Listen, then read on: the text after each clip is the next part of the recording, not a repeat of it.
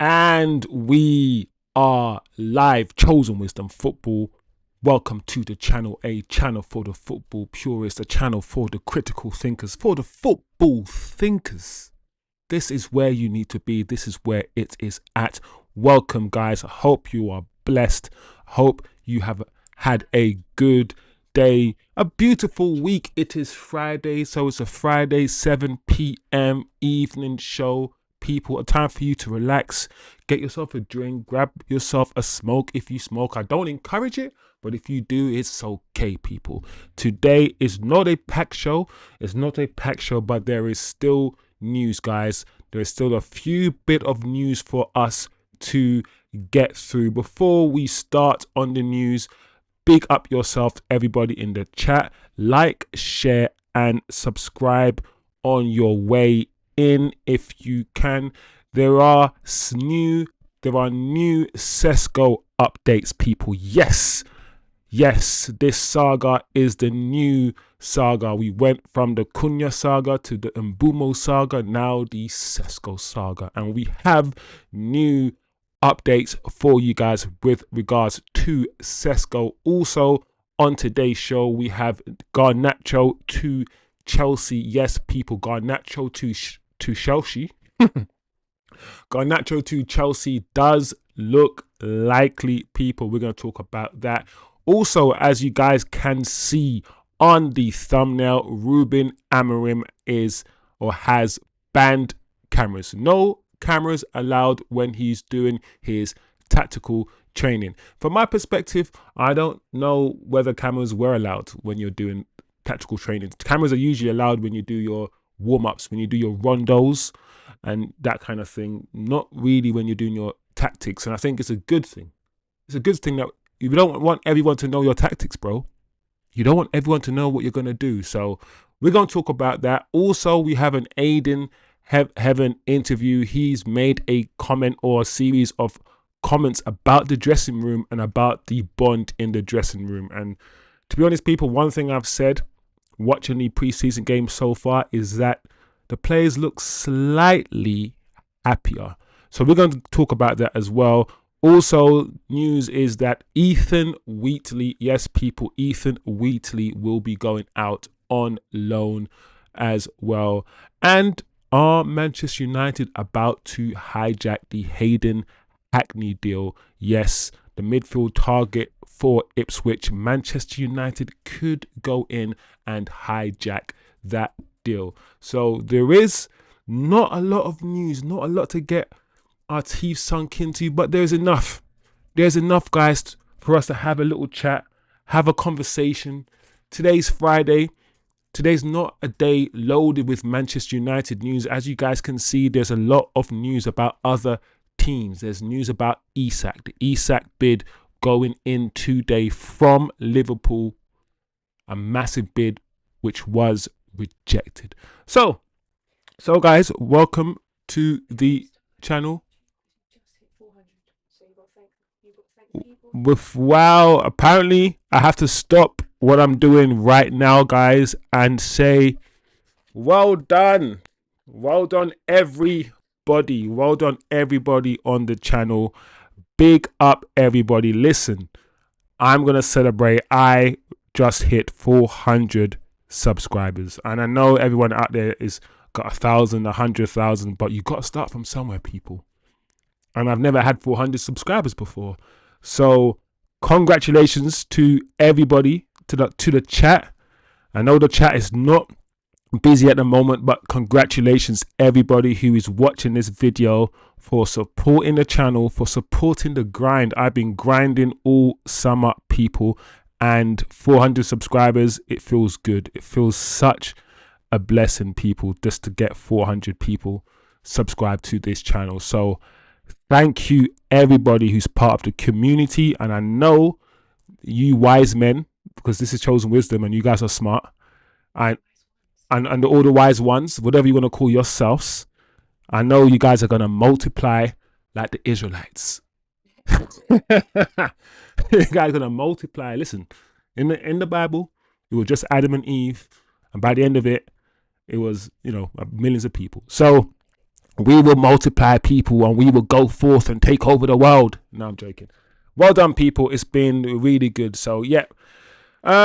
So going back to the news of the day. So, people, let's start off with Benjamin Sesko, since this is predominantly a Manchester United channel. As you guys can see on the screen, Ben Jacobs, yes, your favorite journalist, Benjamin Jacobs, Benjamin Biggie. Manchester United front runners for Benjamin Sesko after positive talks this week. Great. Sesko keen to join even without European football this season.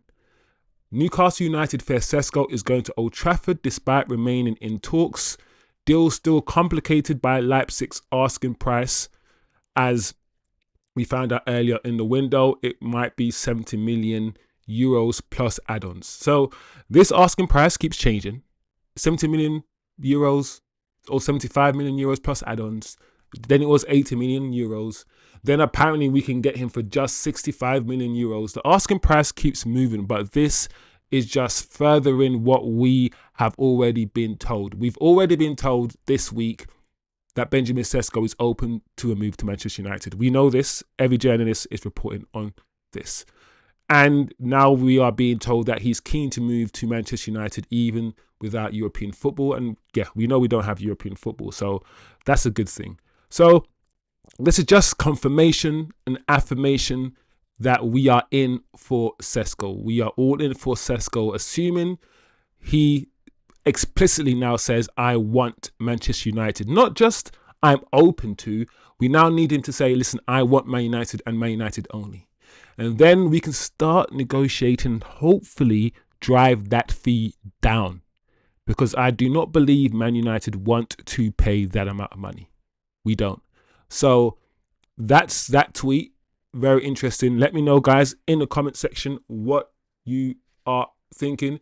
Ross Howard has also chipped in, and loads of reporters now are just weighing in, giving minor little updates, saying the same thing with a little tweak here or there. And I've said many times I haven't been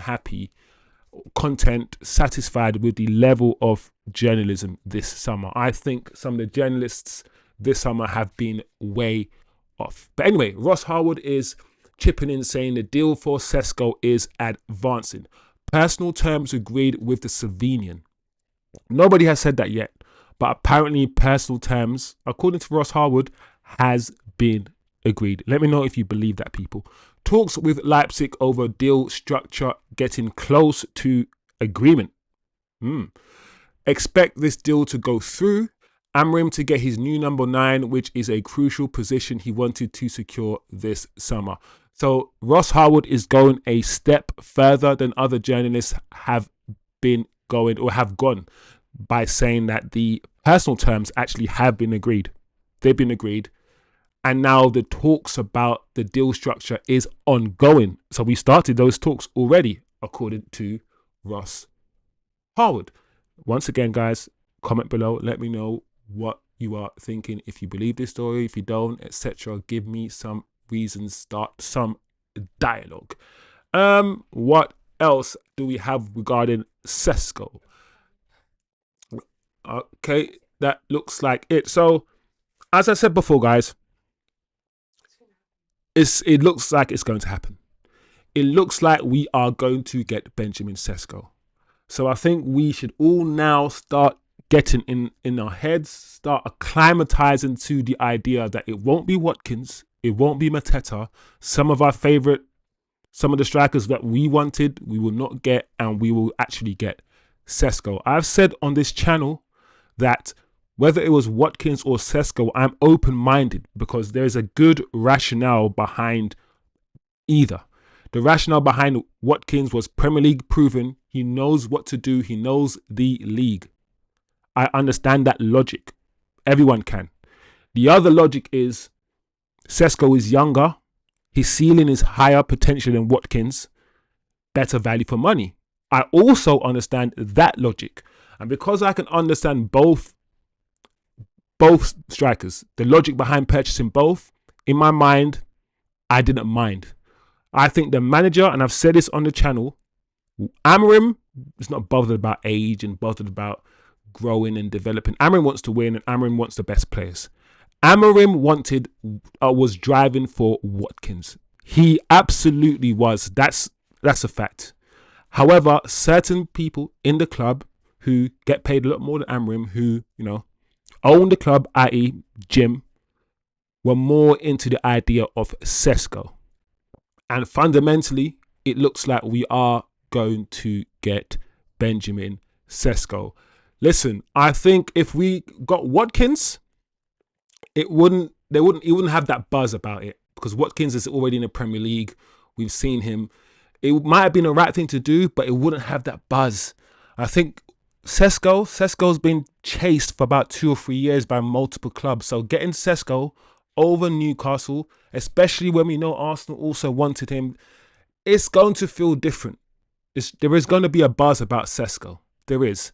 So I can see this deal potentially coming to a conclusion by the end of next week, guys. So let's stay tuned.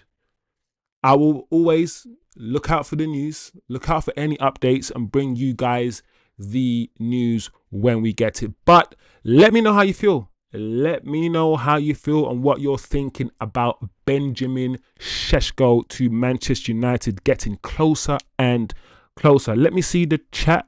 Have a quick look at the chat before we move on. Turkish, big up yourself. Osman in the chat, my brother Osman. Arsenal walked away from Sesko because Leipzig said 90 million euros. After Gyökeres deal took priority, Leipzig agents came back saying there had been wiggle room, but Arsenal felt they were on silliness too late. Let that inform you on where the final deal price might end up. Oh, so Osman, as I've said before, Osman is an Arsenal fan and he's well versed with the Arsenal details. This apparently, Leipzig like to play games. Leipzig like to play games. They're quoting us a lower price. Listen, Osman, I actually believe you, because I've seen 80 million euros, then I've seen 60 million euros, then I've seen 65 million euros. I've seen many other prices being quoted. And I wouldn't be surprised if we start entering negotiations and we see the price creep up and up. It's Man United's job now to bring the price down. They want to tell Leipzig or make Leipzig aware that, listen, you've got a month left of the transfer window. There are not many clubs who can buy this player. This player only wants to come to us. If this is your only option, you take 10 pence and go and buy some 10p crisps. You know those 10p crisps you used to get at the shops? Space Raiders. Go and get some Space Raiders. Go and get that. That's what I think Man United want to do. Hence why they want to get Sesko to say, I only want Man United. Once that is done, you only want one club and you're locked in, and Newcastle can't come around and go, here's 90 million pounds. No. Newcastle, you've been beaten to every single player that you've wanted this summer. You go and sit on that step. Go and sit on that chair and think about your life. Yeah, think about some stuff, because every player that you've gone in for this summer, you have been whipped to. Not beaten, whipped. Newcastle, British Bulldog in the house. Big up yourself, BB. Big up yourself. So that's where we are. That's where we are. You know what I'm saying? So I think the deal looks more likely now. I've still said if something crazy happens with Aston Villa and Watkins, something might happen with United and Watkins. But I just don't see that happening. I don't see Villa budging. Because Villa are not budging, I think we're all in on Sesko. Go. So, speaking of Newcastle and Ollie Watkins, people, let me know what you think of this story, chat. Just in, Newcastle are likely to make a move for Aston Villa's Ollie Watkins. You see how this thing works, people? You see how this thing works. Talks also remain ongoing over a deal for Brentford's Yoane Wissa. Benjamin Sesko was their top target, but Manchester United have now made a move for the Slovenian. Dominoes, dominoes, dominoes. We going for Sesko. They cannot get Sesko, which means they now looking at Watkins. And of course, we saw. And you know, if you guys are new to the channel, Brentford are my new ops now. And because Brentford are the new ops to the channel, not just to me, to the channel, right? I want Newcastle to go and get Wisa. I want Brentford to be stripped of everything they've ever had. No, get Wisa and just take everything from Brentford and send them back to the Championship. Please, guys. Please. That's what I want. But anyway, let me know what you think about this, guys. It looks like Newcastle have resided to losing the race for Benjamin Sesko, and they are now pivoting to Ollie Watkins, people. So let me know what you're saying about this situation. I don't know if the way that Aston Villa are moving right now with Ollie Watkins' situation, I'm not sure. But one thing is certain, Newcastle have the money for Watkins. And if Aston Villa wants £65 million, Newcastle will pay it. That is for sure. British Bulldog says, I'm asking for beef. What's the flavour I like the best? The beef Space Raiders. I don't know. Wasn't pickled onion alright? Pickled onion flavour Space Raiders. It might, listen, I don't even like pickled onion that much, but I think I prefer the pickled onion Space Raiders than the beef ones, bro. No, British Bulldog says that channel needs to aim higher for ops. No, I hear you, rather than Brentford. But it's how Brentford had taken us and bent us over and slapped our asses with regards to the Mbumo deal, bro. I ain't gonna forget what they did. And upped the price. They upped the price on us. They did. They increased the price on us because they saw what was going on. And I knew that was gonna happen, but I ain't forgiving these guys. So relegation. That me want for Brentford. Relegation. Anyway, guys, let's move on quickly on this Friday show. Your favorite left winger, guys. Super kid. The next CR7. The next Ronaldo. Here he is, Alejandro, who's now calling himself Alex. So let's call him Alex Garnacho. He's proper said, nah, forget my Latin heritage. Forget all that. I'm just Alex now. You know, Anglo-Saxon my name. Not Alejandro, that's Alex. So Alex Garnacho is keen on joining Chelsea. It was his priority in January, and he's still keen on the move this summer.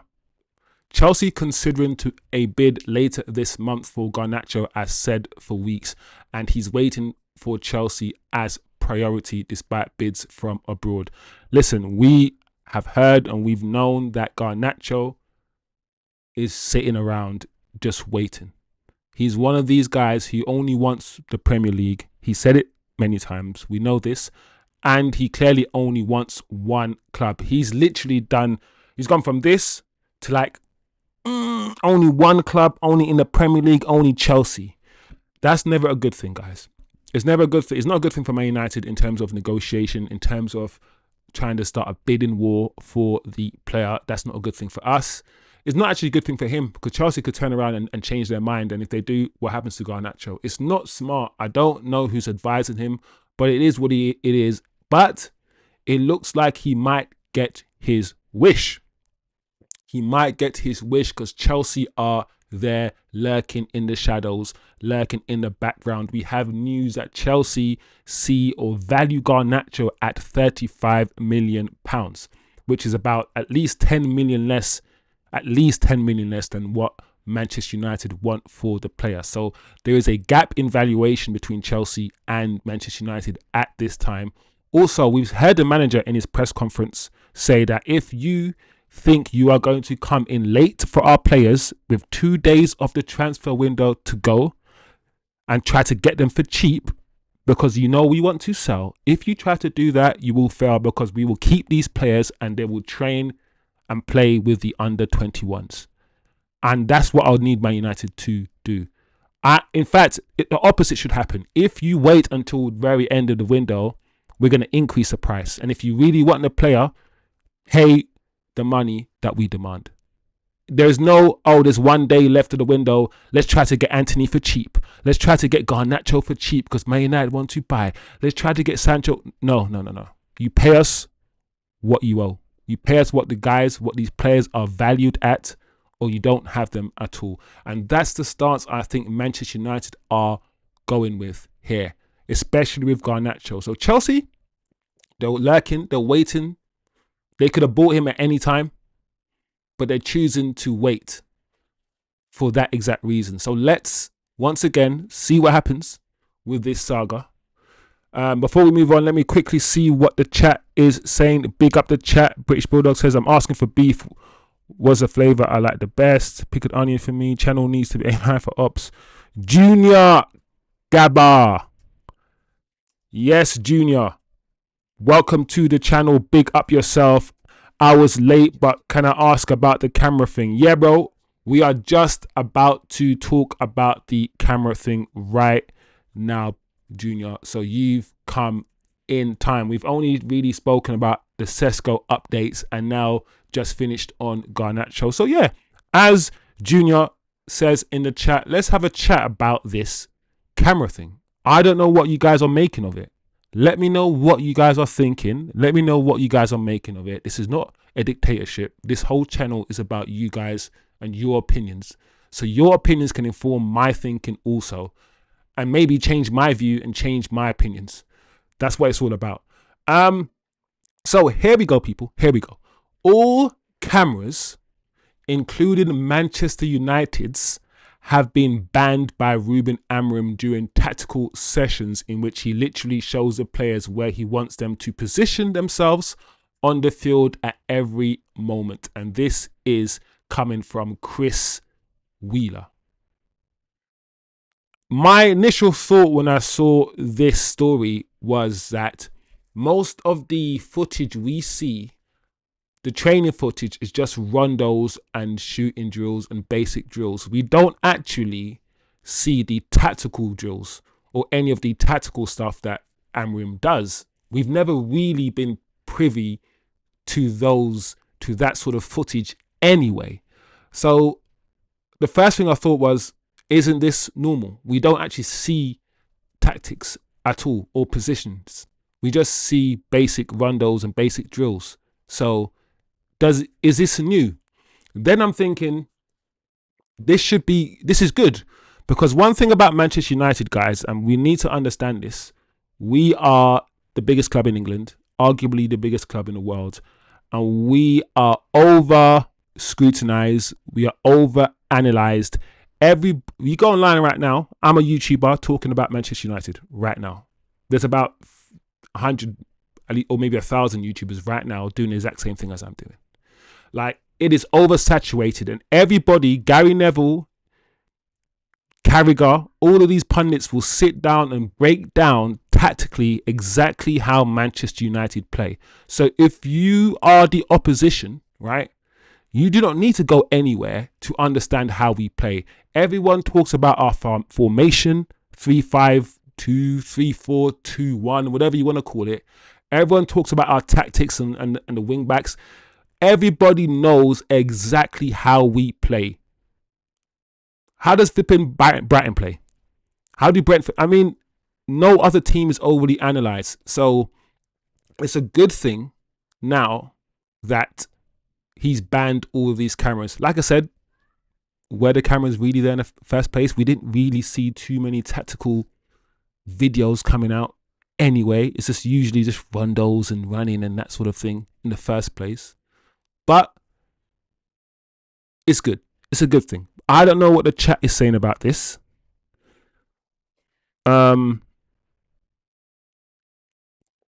British Bulldog says, okay, I have to tell you guys today, testing my app. I've made a app around 67% success, so I'm needing it.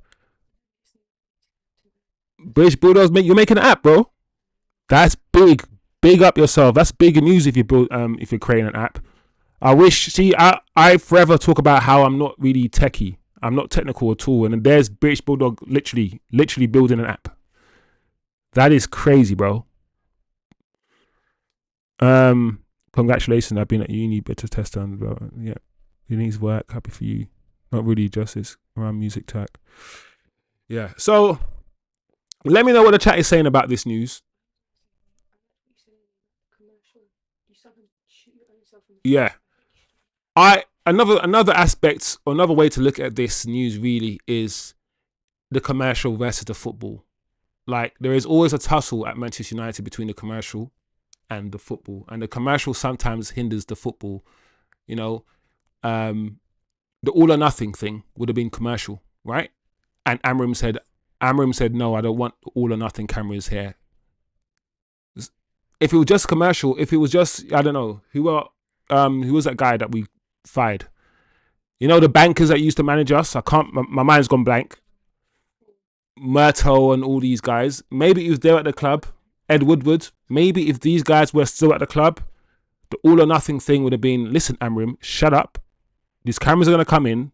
We need a little 10, 20 million that is going to come in, and this is going to happen. Now it looks like the footballing side of the business, the footballing side is, you know, it's got something to say. The footballing side, I won't say it's winning, but we are focusing a bit more on the footballing side, and we're kind of putting football first over the commercial side of the business, which is a good thing. It's always a good thing because Manchester United is a football club first and foremost. So comment below, guys. Let me know what you think of this news. By the way, my tech person has been doing some investigative journalism. There you go. 12 o'clock today. 2 p.m. All right. I said it's his fault. It's him. Listen, someone's brought this. My tech guy has brought this to my attention, people. I don't know how much you can read into this. All right. But as you guys can see on the screen, that tweet, that post from Rio Ferdinand was at 12 p.m. And that post was of the rondos. And rondos aren't tactics, though. But either way, this is part of the tactical session. Rondos are just rondos. Everybody does rondos. But these rondos, I guess, were part of the tactical session. Rio has posted this. And within an hour, 2 hours, we have news saying that no cameras are allowed. So 2 hours after Rio posted that, we get told that no cameras are allowed. Is that coincidence, people? Or is there something in that? They've also guys cancelled the open training session. So the training is going on with absolutely no media. Something is brewing here. Something is brewing here at Manchester United. And we have a go at Ineos, we have a go at the club a lot, but something is changing ever so slightly from the environment, from how the players feel, to the work rate that the players are now showing in training and on match day, the camaraderie within the squad. No cameras allowed here, no cameras allowed there. It sounds like we care about football again. It sounds like we care about football again. And I'm telling you, people, this sounds very good. This is a very, very good thing. Very, very good thing. I ain't going to mince my words when it comes to this. So, as usual, guys, let me know what you guys are thinking about all of this. But I think this is very good. Moving on swiftly, providing you guys with a bit more news about what is going on, what's happening behind the scenes. Hayden Hackney, who is having a really good start at life at Manchester United. I think we could all admit that. He's come out with some quotes himself, and he's saying that we are like brothers in the changing room. I love it, if I'm being honest. The bond is getting tighter every month. And there's one thing that Amorim keeps saying, and I hear him in his press conferences and his interviews: relationships. And I've said this many times. I've said, to be good on the pitch, you need to have relationships off the pitch too. Sometimes, yeah, you need to go and talk to that person. If you're a right back, go and have a conversation, yeah, with your right winger, the person who plays right above you, ahead of you, and ask him about how he likes to play. Talk to him and say, listen, when I overlap here, I want you to give me the ball there. Da-da-da-da. You need to actually verbally communicate with each other. And it's even better if you like each other. If you actually like each other, playing with each other becomes so much better. The synergy becomes better. The cohesion becomes better. So the fact that they are bonding in the change room, as Heaven says, and he's got a younger squad now. He's got a younger squad now. Him, 19. Lenny Euro, 19. You know, Kobe, 19, 20. Dorgu, 20. Diego Leon, 19. Ahmad, 23. Sesko, 22. Cunha, 25. And Bumo, 25. You get my point, right? They're all developing together around the same age, all young. The only players above the age of 26 in our team really might be Bruno, maybe Casemiro, maybe Dillit. I think Dillit's about 26, 27. And that's it. That is it. So this is really good. Really good to hear, guys. Let me know what you guys are thinking about this news. Comment below. Share your thoughts as usual. Chat. Moving on. Quick news. Nothing really to comment on or to add with regards to this news you can see on screen, guys. But good luck to Ethan. Ethan Wheatley. Many of you guys know that he was a striker that appeared in pre-season, I think last year or maybe the year before. It might have been last year. But he will spend the next season on loan in League One with Northampton Town. I've said many times on this channel, and you guys know, I'm just a broken record. Let's go back to the days where we will send our youngsters on loan and they will come back stronger, fitter. Listen, whether it's a championship or League One, send them out there. Let them kick them. Get kicked, get pulled, get tripped, understand the physicality, because these kids are small, they're short, they're fragile. Send them out on loan like we did with some of the class of 92, like we've always done, and then bring them back and see where they are. We need to do it more. Chelsea do it. Other clubs use the loan system. We need to start using the loan system again. So best of luck, Ethan. I've got nothing really to add to this story apart from, let's see what happens to Ethan. I don't think he's good enough to lead the line at Manchester United from what I've seen. But let's wait. Let's see what happens after a season-long loan, and let's see what player comes back. Osman, big up yourself. Says, I've always thought Northampton sounds like a made-up place, like a fake team name on Pro Evo. I hear what you're saying. Osman. I understand what you're saying, because when I first heard of the place Northampton, I was like, "What is Northampton like near Newcastle? Is it like proper north?" And then when I realized Northampton is just like not even in the Midlands properly. It's just like near, like just past Milton Keynes or something. I was like, this is not really. It's not that far. It's Northampton's. It sounds strange. It is strange, but anyway. That is Ethan Wheatley. Let me know if you guys want to comment on that Ethan Wheatley situation. Here we go, guys.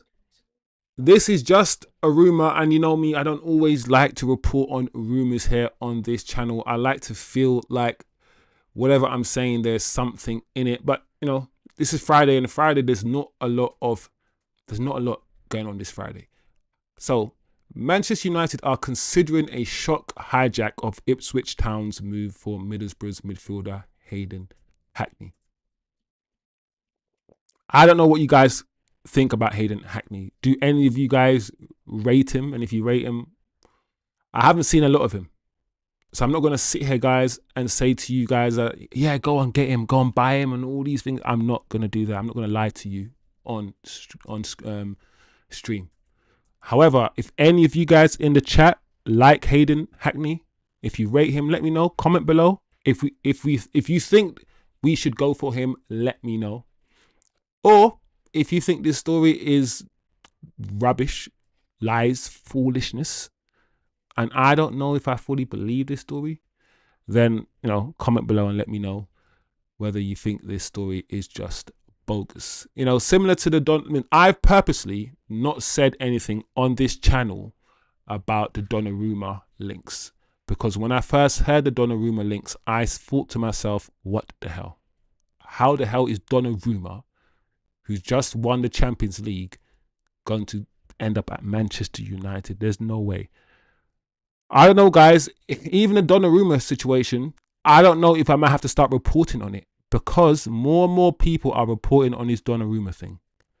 And while I still think it's not true and we're not going to get him and all these things, maybe might be some truth in it. I don't know, guys. I don't know. But anyway, let me know what you guys think of Hayden Hackney if you've watched him on a regular basis. I'm not going to pretend I have. So I've got no comment on this at all. I've got no opinion on this at all. No opinion. So if you guys have your opinion, I would love to hear it, because it will inform my opinion.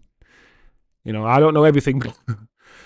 British Bulldog says, haven't seen him. Yeah, I haven't seen a lot of him, British Bulldog. So I can't really comment. I can't give you or share with any of you guys my opinion on the kid at all. So let's see what else is out there in terms of news. We're going to run through the news quickly, people.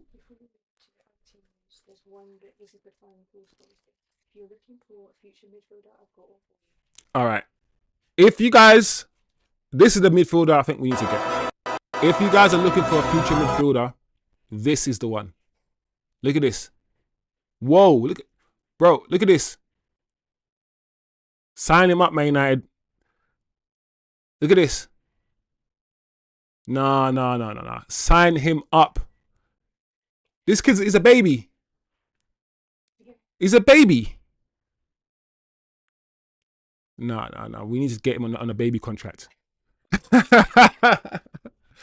We need to bring him in 1 hour every week for training. That's a baby contract. You get a training session for 1 hour every week with the first team.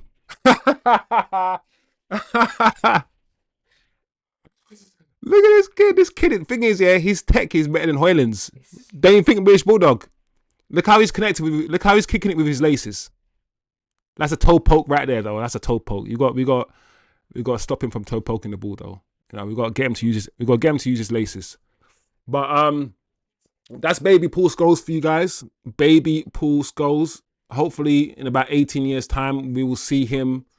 We will see him put on a United shirt and start for United. Remember, the first time you saw this kid was on this channel. In 18 years, you go come back here and you'll be like, Chosen, I don't know where you found this kid, but he's sick. He's top bins in it. This kid's top bins in it, bro. What are you saying? Yeah, I mean, we already know this stuff on screen. David Ornstein just come out and he has confirmed what most of us already know, because it is the biggest news of the day. Newcastle have rejected the official bid from Liverpool for Alexander Isak. Initial approach informal, now firm Liverpool offer has been turned down. Suggested new deal with 2026 release clause plus senior teammates push the 25-year-old to stay but wants to move. Listen, as Man United fans, we have a natural hatred for Liverpool. We just it's something. Listen, I'm not from this country, but something I just understood and I absorbed it, and I can't stand Liverpool, right? Plus, Man United and Liverpool, they're next to each other. They are the two most successful clubs in England. So we just have that natural rivalry. I understand that. I get the Leeds rivalry, War the Roses, all these things. I get all of these things. And I can't stand Arsenal. And I get the Man City. Obviously, the Man City thing is easy. It's a derby.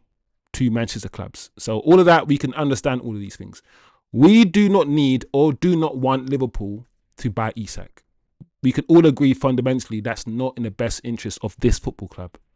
This is good news. This is like a signing. This is like manna from heaven. However, it doesn't mean Liverpool are not going to come back in for him. But this is good news, people.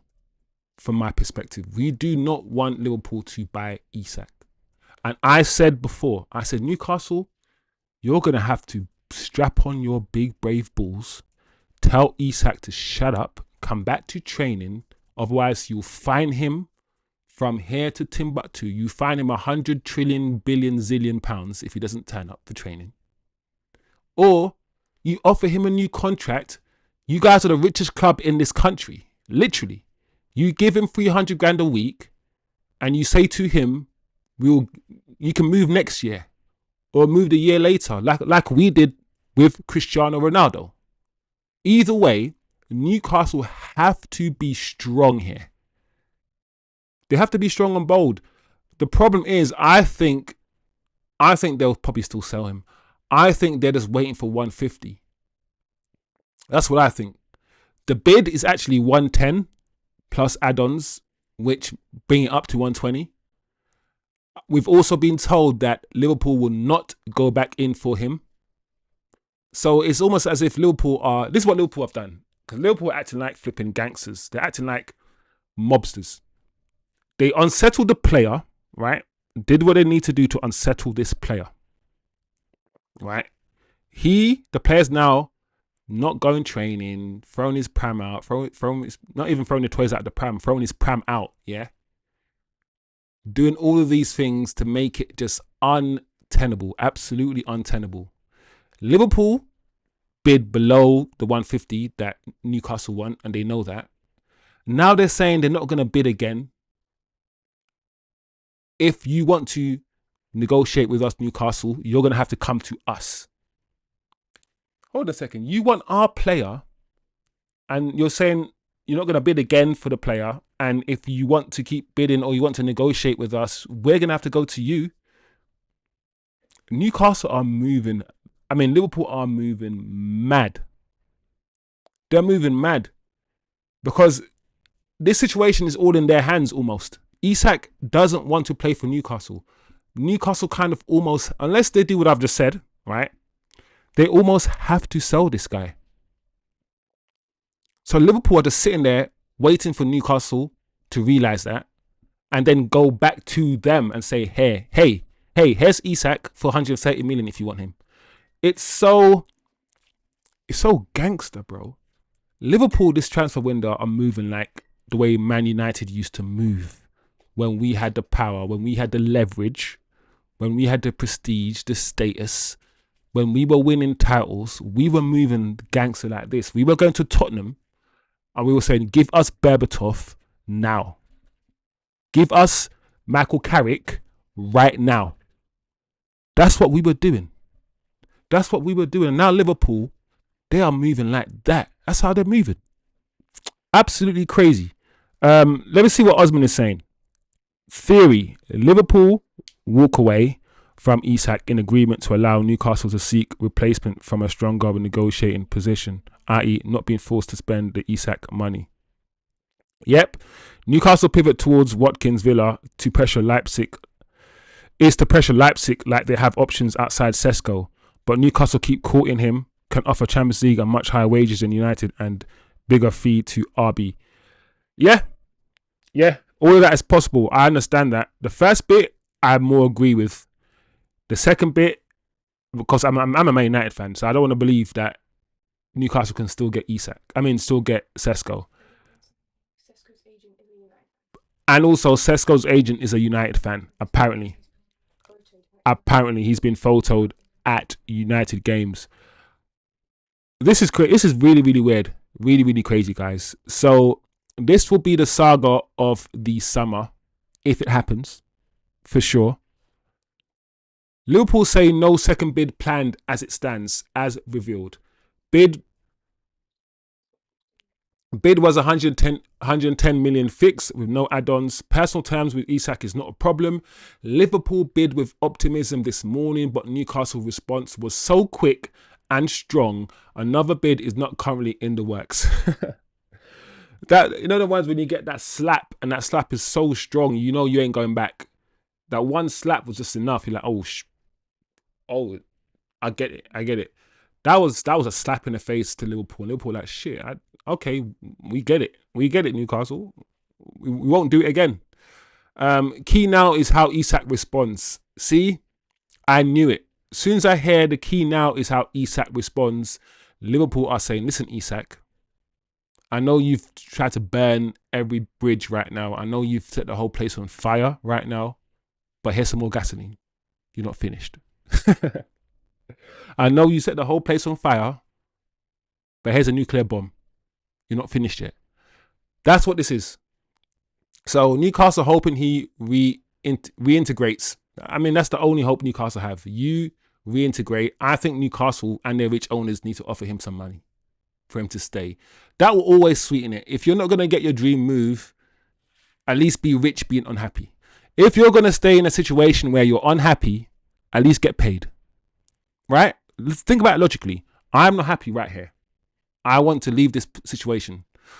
How about I triple your wages to stay in this situation? Oh, money helps. Money relieves the pain a little bit. That's what Newcastle just needs to do. Line his pockets and say, stay another year or two. And then you can go. You're still only 25, 26. You can get to Liverpool and or whatever at 27, 28. Your prime. Boom, bam. Bob's your uncle or your auntie, your sister's brother, whatever. Should Isak double down and continue to push for a move and Newcastle find striker replacements, Liverpool could revisit their stance, but only if Newcastle contact them to offer encouragement. That is bossful, man. That is bossful. How can you want a player from someone else and then say, listen, if you want us to buy him from you, you contact us. You're the buying club. No, I don't care if I'm buying a player from you. If you want us to buy him from you, you contact me. Liverpool are moving to Bossy. Them are move too bossy. Them are move too bossy. Them too full of themselves. Them too bossy. Liverpool won't bid again unless Newcastle indicate they will discuss a sell. No second bid doesn't make any sense. Official bid is the penultimate step in a long process. Nobody makes official bid and then drops it. They deliberately trying to represent the deal as not happening. Yeah, I agree, Oz. I agree. This doesn't look good. I know some United fans are excited that it's not happening, but unless the 31st of August, August. I'm going to wait until the 31st of August to 1st of September. And if I don't see Isak in the Liverpool jersey, then I will get excited and celebrate. Until then, I'm going to read the news, present the news to the chat, let you guys know what's going on, take everything with a pinch of salt, and keep holding my breath, waiting for, hopefully, not waiting for, but potentially waiting for the here we go, Isak to Liverpool, which nobody on this planet, apart from Liverpool fans, of course, want. Anyway, moving on quickly to finish off the show. People, what is happening here? Just checking his tweet isn't outdated, so 5:30. Yeah, this is older, so Forget. All right, that's an old tweet. We don't need to report on that tweet. it's just a nice bit of news. Okay. So that is most of the news today. Just to recap, as we always do, if you're coming in late, people, if you're late to the chat, late to the show, not a lot has happened. Not a lot is going on with regards to Manchester United. Just small little news here or there. We had Sesko updates essentially saying that Sesko does want Man United, and Man United are in a process of, or we're about to launch a bid. We are in talks with Leipzig about the structure of any fee. So that's essentially what's happening with Sesko. We also have news, people, that Garnacho does want Chelsea. Chelsea are looking at Garnacho. Chelsea want Garnacho for about 35 million. Man United are saying that's way too low. Expect this to go on until potentially the end of the transfer window. But the Chelsea to Garnacho links are starting to hot up. We also spoke about the fact there are no cameras going to be allowed in any of the training or the tactical training sessions at Manchester United. Why they were allowed in there in the first place, I don't know. I haven't really seen too many cameras in the tactical sessions, but either way, this has to be a good thing. Similar to the news about Amazon not doing their All for Nothing series, and similar to other news that we've heard where essentially it seems as if football is the priority. Yes, the commercial side is important for Manchester United, but the footballing side, especially now with Ineos taking over the footballing side, it is shown to be more and more of a priority.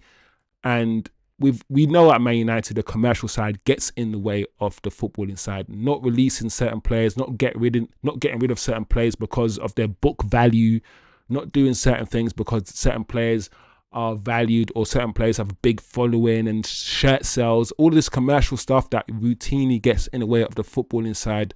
We just hope that it calms down a bit, it dissipates a little bit, and the footballing side takes priority. So that's that news. We also have Hayden Hackney speaking on the dressing room bond and how the players just feel good.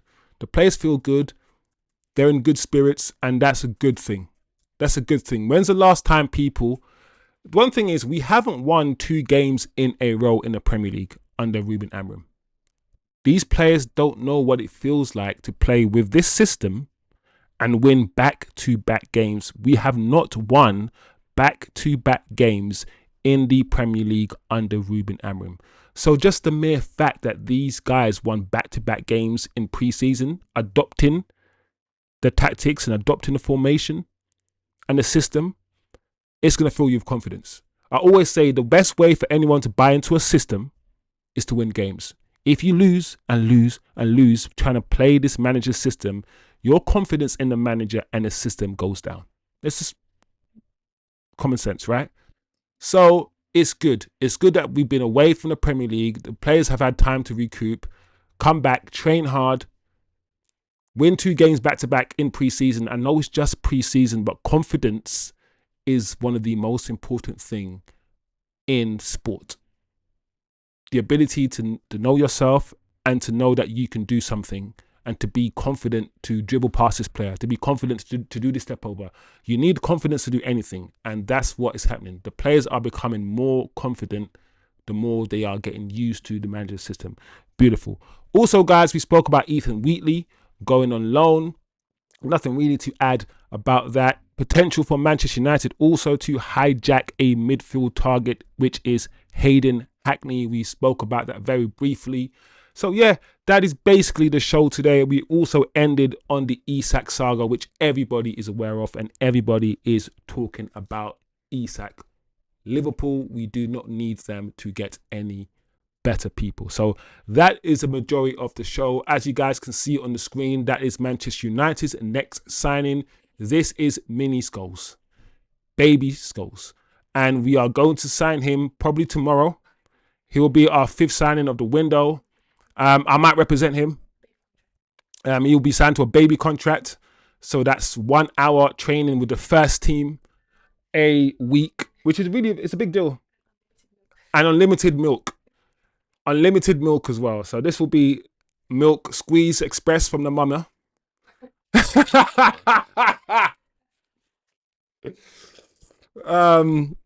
Yeah, this kid, bro. Like, I've seen so many videos of kids playing. Listen, one thing I know I've realized is that everyone is putting their little baby through football. I've seen so many Project Mbappes. Listen, have your kid, yeah, and make sure you make money off your kid. That's the hope. Like, if you have a child and you're not making money out of your child, yeah, then what are you doing? What are you doing? Your child is an investment, yeah? It's an investment. So we need a return. And I can already tell, yeah, this kid is going to give his family a good return on their investment. Whether it took his dad 10 minutes or an hour. It was an investment. And he needs a return. So this kid has the right idea. That's all I have to say. And this is, as you guys can see, you know, we like to end the show here with a bit of silliness, because football, I can be very serious, people, but sometimes it's good to be stupid. Listen, I'm not gonna lie, yeah. I think people were getting harsh, were being harsh when it comes to Gyökeres. Gyökeres apparently played for about 10 minutes, yeah, for Arsenal. Played for about 10 minutes for Arsenal. And people are getting on at him. And I said this to you guys. I said, you cannot, yeah, you cannot go around with this celebration, do the whole Bane thing, and play badly. You cannot. The streets will never let you rest. They will never forgive you. I don't know what is there to forgive, but they will never forgive you. They will never forget, and they will give it to you. And already it has begun, bro. It has begun. Look what they're doing to Gyökeres. Look what they're doing to Gyökeres already. This is why it's hard to make it in the Premier League sometimes, because the media, the fan base, no chill. Absolutely no chill at all. Man is playing in Timbs. I remember when they said Lukaku played in Timberlands. Now apparently it's Gyökeres. Flipping it, guys. Flipping it. Listen, we have to do the agenda thing, guys, sometimes. I'm not always about the agenda. I like to be objective. I like to be intelligent and smart and be really, really deep in my analysis. But, oh my gosh. Look what they're doing. An anchor to his... Listen. The problem is, guys, we have Arsenal the first game of the season. But I'm not a big YouTuber, so I won't be clipped. But I don't want to go too hard on this guy for him to score a hat-trick in the first game of the season and beat us 3-0. But this is some funny shit. It has the anti-Gyökeres thing has begun, guys. The anti-Gyökeres propaganda is going to be absolutely amazing. It's going to be very, very funny, and I can feel it already. He's going to the Lost Ark with Indiana. Yeah, you're right. He looks like he's doing a lot. Going to work, it looks like he's going sailing. He looks like he's going to join Indiana Jones. It looks like he's on a boat. Like he's going everywhere apart from towards the goal, scoring a goal. Yeah. Mad stuff, people. Mad stuff. British Bulldog said he laid it off well for someone. Yeah, that's why I keep hearing British Bulldog. I keep hearing he laid it off well for somebody. He laid it off well. Listen, do you know what it is, right? In a way, I'm glad I've seen this, because sometimes I feel like some of the criticism, yeah, that some players get is due to unconscious bias. But when I see stuff like this, I'm like, do you know what? It gives me hope that sometimes it's not unconscious bias. Sometimes it's whether you're black, white, it doesn't matter who you are, you're gonna get it. Rooney got it. Beckham got. Listen, guys were burning effigies of David Beckham after the World Cup, burning effigies of this guy, and he was the darling of England. So, as long as equal opportunities banter, I'm good with it. And this is phenomenal stuff. Phenomenal stuff, people. So, the chat, big up the chat. Few people missing, few regulars missing, but the chat has been good. British Bulldog, as usual, big up yourself. Oz, always good to see you. Always with the insightfulness. Junior, Gabba, Celtistic Turkish, the rest of the family, the wise men, the wise people. Big up yourself. It's been a good show. Whoa, bomber-ass. It's been a good 8 o'clock. Sorry, it's 8 o'clock now. Let's see. 1 hour. Beautiful. Beautiful. Usually shows go on for like an hour and a half, 2 hours, but we have done it for an hour, guys. Well done. And also, we've reached 400 subscribers. And now, we reached 400 subscribers during the show. And now we're at 405 subscribers. So we've gained 6 subscribers during this show. If you are one of these subscribers who joined during this show, I'm looking at you. Big up yourself. You don't know what you've done. You've changed your life forever.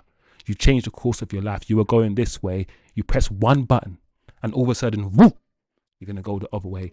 Riches and blessings will come to you. No, thank you. Thank you, people. This is going to be a ride. It's going to be a ride, and we're going to ride this thing to the wheels fall off. It's going to be a good season, guys. It's going to be listen, last season was absolutely a disgrace. I don't have enough words to describe last season's 15th place finish. An absolute disgrace. But for some reason, I've got hope. I've got hope this season. I think this season might be all right. Listen, British Bulldog in the chat said we're going to win our first 5 games, and I cussed him out. I almost gave him a timeout. I almost said, listen, I almost blocked him. I almost blocked British Bulldog because I thought, no, this is some blasphemy. He's lying, and he's trying to fill me up with gas.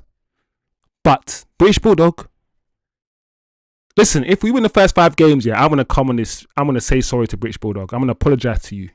I will apologize to you, and I'll say sorry. I'll say sorry, wise man. You should be called Chosen Wisdom. If we win 5 games in a row, British Bulldog will be called Chosen Wisdom for a whole month.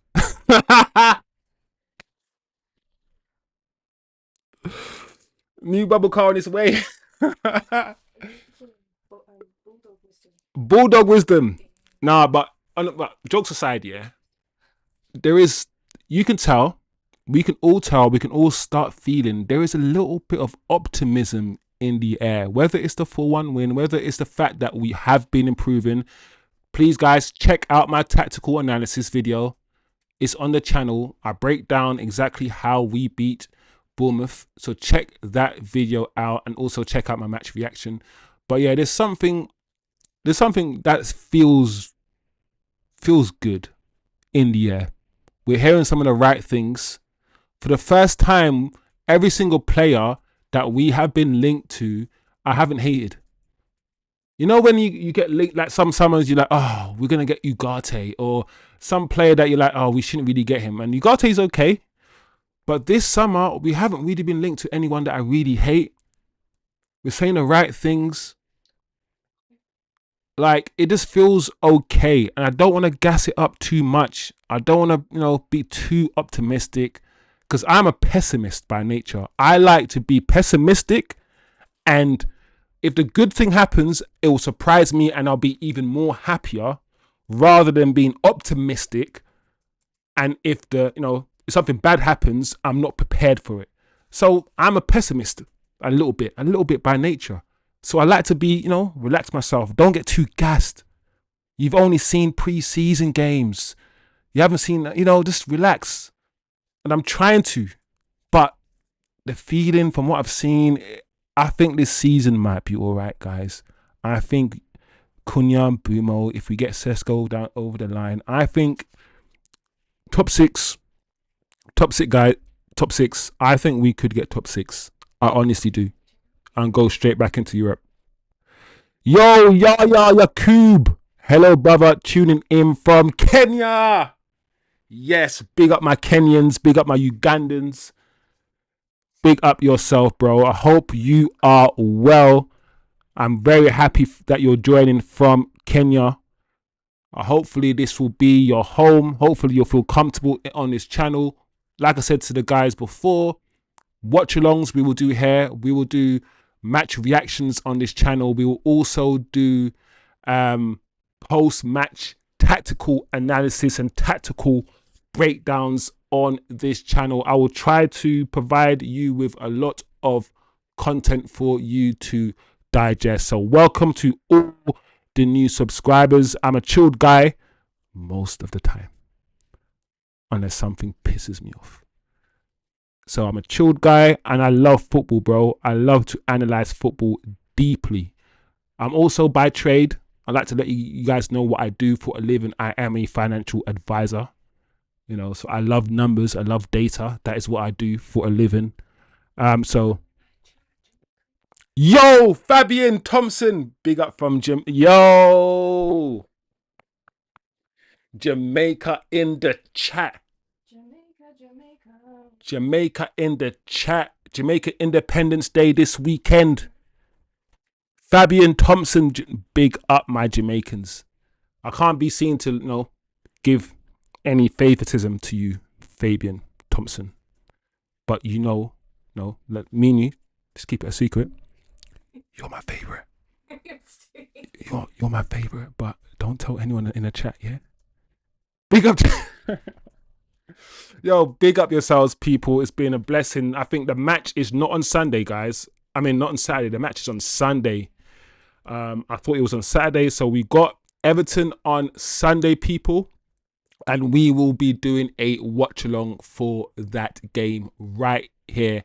We will also do, if, you know, the press conference comes out and the manager says anything juicy, we might do a little 10-15 minute video on the press conference as well. Today is Emancipation Day. Yes, people. Fabian is going to tell you today is Emancipation Day for Jamaicans, man. This is, you know, the big time for us Jamaicans. Very, very big time. I was actually born in Jamaica, came here as a very, very young boy. They call me the British boy, you know, English boy. I saw them call me English boy. It is what it is. It is what it is. But Jamaica's my country, bro. It's my land. It's my heritage. It's the blood running through my veins, and I love Jamaica. I love where I'm from. You know, it is what it is, man. It is what it is, guys. Big up yourself, Fabian. Thank you for joining. The British Bulldog says I can lip read. No, I'm joking. British Bulldog's my favorite. Hey, it's all fun and games, guys. It's all banter, all love, all jokes. Big up yourselves, people. I hope you have a blessed weekend. I'm gonna have a decent weekend. I will definitely go out and have a few drinks for, you know, Jamaican independence this weekend for sure. So big up yourselves. Enjoy your weekend. Enjoy your evening. I will see you guys for sure, definitely on Sunday night for the watch along. Thank you sincerely for all the subscribers, but we're only getting started, guys. Up, and forwards. I don't know what that means, but big up yourselves. Lovely chat, lovely session, and I will see you guys on Sunday. Peace.